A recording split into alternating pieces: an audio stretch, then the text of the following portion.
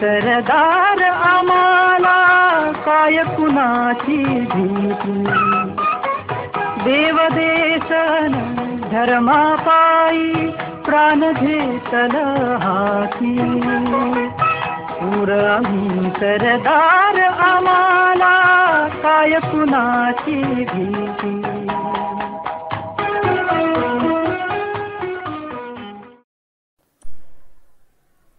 नमस्कार साहित्य उत्सव. मी राधिका बाकले.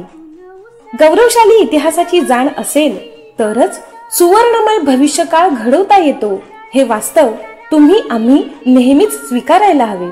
आणि यासाठीच साहित्य उत्सव घेऊन येत आहे इतिहासाच्या पानावर स्वतःच्या अस्तित्वाचा ठसा उमटवणारे, मग ते नायक असो वा महानायक, प्रत्येकाची दखल घेणारे विशेष सदर निखिल भेंडे यांच्या सोबत मी इतिहास बोलतोय.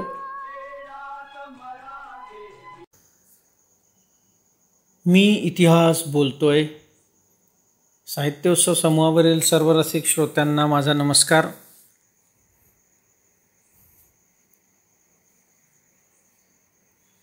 फ्रान्समध्ये एक शहर आहे अनाल. या अनाल शहरातील दोन व्यक्तींनी, ज्यांची नावे मला सध्या आठवत नाही, आपण त्यांच्याबद्दल नंतर जाणून घेणारच आहोत, तर त्यांनी इतिहासाबद्दल एक असा अभ्यास सुरू केला की इतिहास आणि इतर शास्त्रे जसे की इतिहास भूगोल, इतिहास गणित, इतिहास विज्ञान, इतिहास साहित्य, इतिहास भूरचनाशास्त्र किंवा इतिहास किंवा अन्य शास्त्रे, इंग्रजीमध्ये म्हणतात इंटरडिसिप्लिनरी स्टडी ऑफ हिस्ट्री. तर अशा प्रकारे इतिहासाचा विविधांगाने अभ्यास करण्याचे जे त्यांनी एक शाखा सुरू केली होती इतिहासाची, ज्याला त्या शहराच्या नावावरूनच अनाल स्कूल म्हटले जाऊ लागले. आणि पुढे इतिहासामध्ये सर्वात प्रसिद्ध म्हणूनच ही शाखा पुढे प्रसिद्धीला आली. आजही अनेक इतिहासविदांचा याच पद्धतीने अभ्यास करण्यावर जोर असतो. तर याच अनुषंगाने आज आपण जाणून घेऊया भौगोलिकदृष्ट्या महत्त्वाच्या असलेल्या एका विषयाबाबत. नाईल नदी याबाबत आज आपण जाणून घेऊया. नाईल नदी म्हटलं की आपल्याला आठवतं ते जगातील सर्वात लांब नदी. होय, ही जगातील सर्वात लांब नदी आहे, जिची लांबी काहींच्या मते सुमारे 6,625 किलोमीटर आहे, तर काहींच्या मते जवळपास 7,000 किलोमीटर आहे. कारण शास्त्रज्ञांचे याबद्दल एकमत नाही की या नदीचा निश्चित उगम कुठे झाला आहे. कारण अनेक छोटे छोटे ओहोळ आणि काही सरोवरे हे ओहोळ त्या ज्या सरोवरात मिसळलेले आहे आणि त्यातून नाईलचा उगम झाला आहे. अशा प्रकारे अनेकांमध्ये दुमत असल्यामुळे या नदीची निश्चित लांबी सांगता येत नाही. तरीसुद्धा जवळजवळ 7,000 किलोमीटर ही लांबी सर्वमान्य आहे. म्हणजे काश्मीर ते कन्याकुमारी हे अंतर, काश्मीरला जाऊन काश्मीरपासून कन्याकुमारीला जाऊन परत काश्मीरला येईपर्यंत जेवढे अंतर होते त्यापेक्षाही जास्त अंतर या नदीचे आहे. मध्य आफ्रिकेतील केनिया, युगांडा आणि टांझानिया या 3 देशांच्या सीमेवर असलेल्या व्हिक्टोरिया सरोवरात या नदीचा उगम झाला आहे. याबद्दल शास्त्रज्ञांचे बहुमत आहे. येथून पुढे ही नदी उत्तरेकडे वाहत जाऊन भूमध्य समुद्राला मिळते. दरम्यान ही नदी आपल्यासोबत 11 देशांना सुपीक करण्याचे कार्य करते. आफ्रिकेसारख्या वाळवंटी भाग मोठ्या प्रमाणावर असलेल्या देशामध्ये नाईल नदी हे जीवनदायिनी म्हणूनच कार्य करते. या नदीची लांबी तर आपण पाहिली, या नदीची रुंदी काही ठिकाणी 200 मीटरपेक्षाही कमी आहे, तर काही ठिकाणी ती अवाढव्य अशी 16 किलोमीटर रुंदीची होते. भूमध्य समुद्राला मिळताना या नदीने 160 किलोमीटर लांब आणि 240 किलोमीटर रुंद असा भला मोठा त्रिभुज प्रदेश तयार केला आहे.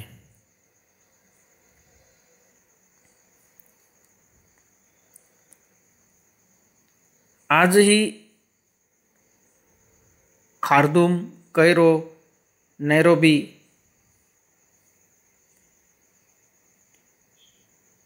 यासारखी महत्त्वाची शहरे नाईल नदीच्याच किनाऱ्यावर वसलेली आहे.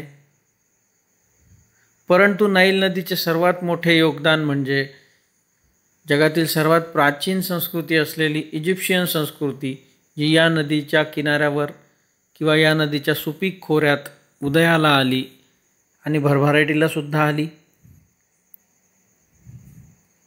वाळवंटी भागात वाहत असताना सुद्धा विषुववृत्तीय प्रदेशात उगम पावत असल्यामुळे या नदीला मुबलक प्रमाणात पाणी राहत असे आणि विशिष्ट कालावधीमध्ये या नदीला मोठ्या प्रमाणावर पूर येत असे. परंतु या पुरामुळे पूर ओसरल्यानंतर पुरात वाहून आलेली सुपीक उपजाऊ अशी माती इजिप्तच्या मैदानी प्रदेशात किंवा वाळवंटी प्रदेशात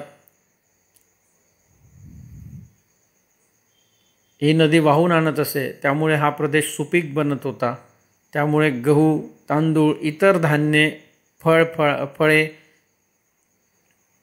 सुकामेवा इत्यादी सर्वांचे उत्पादन हे या भागात मोठ्या प्रमाणावर होत असे. त्यामुळे इजिप्तमध्ये सुबत्ता नांदू लागली. इजिप्तचा व्यापार मोठ्या प्रमाणावर वाढला आणि सर्व काही आलबेल असल्यामुळे इजिप्तमध्ये शांतता आणि सुव्यवस्थासुद्धा राखण्यात इजिप्तच्या राजांना यश आले होते. शिवाय इजिप्तने जगाला दिलेली देणगी म्हणजे इजिप्तचे पिरॅमिड. या पिरॅमिडसाठी आवश्यक असलेले मोठे मोठे दगड शेकडो किलोमीटर अंतरावरून वाहून आणण्याससुद्धा नाईल नदीनेच मोठा हातभार लावलेला आहे. इजिप्शियन लोकांच्या जीवनाचा एक अविभाज्य भाग ही नाईल नदी होती. नाईल नदीच्या कालचक्रानुसारच इजिप्शियन लोकांनी आपले पंचांग बनवले होते. जसे की नाईल नदीच्या पुराचा काळ, पीक पेरणीचा काळ आणि पीक कापणीचा काळ असे 3 कालावधी इजिप्शियन लोकांनी ठरवले होते.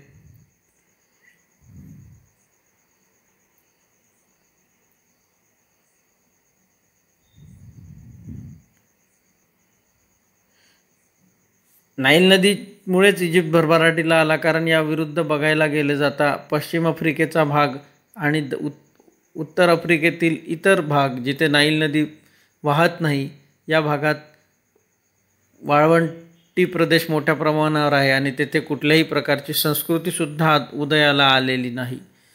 आजही नाईल नदीच्या प्रवाहामुळे किंवा नाईल नदीच्या वाहण्यामुळेच इजिप्त सुपीक बनला आहे आणि इजिप्तमधील बराच मोठा वाळवंटी प्रदेश हा मरुद्यान, ज्याला इंग्रजीमध्ये ओएसिस म्हणतात, म्हणजे सुपीक बनला आहे.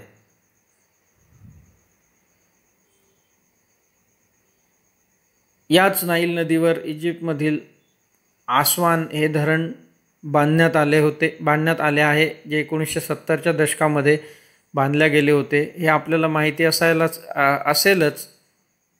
अरब इस्रायल जो संघर्ष आहे यामध्ये आस्वान धरणाचे बांधकाम करण्यासाठीच इजिप्त सरकारने पैसा उभारण्यासाठी म्हणून सुएझ कालव्याचे राष्ट्रीयीकरण करण्याचा निर्णय घेतला होता आणि यातूनच 1956चे सुएझ युद्ध किंवा अरब इस्रायलमधले दुसरे युद्ध झाले होते.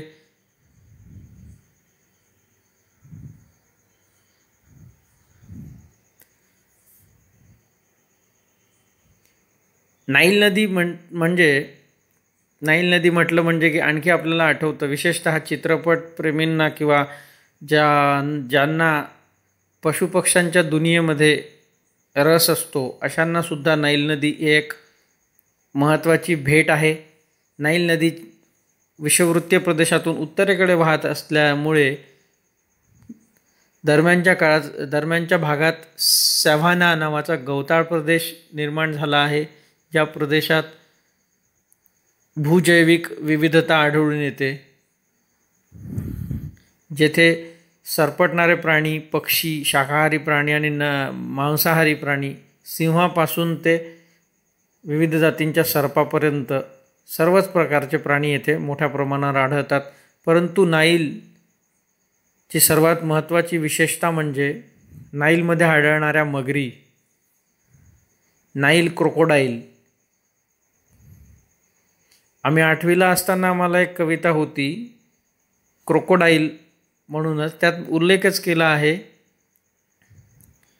अ lazy crocodile sleep on the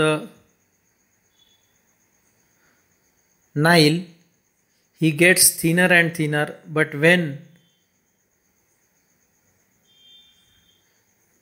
when you go to tackle him, he is ready for his dinner. मला एक्झॅक्ट ओळी आठवत नाही आहे, परंतु अशाच प्रकारची काहीतरी पोयम होती आम्हाला इंग्रजीमध्ये.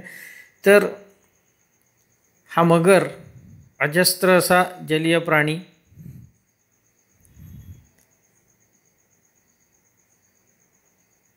त्याचा जबडा अत्यंत मोठा असतो आणि आपल्या प्रदेशामध्ये किंवा आपल्या परिसरामध्ये मानवी हस्तक्षेप ज्याला अजिबातही सहन होत नाही.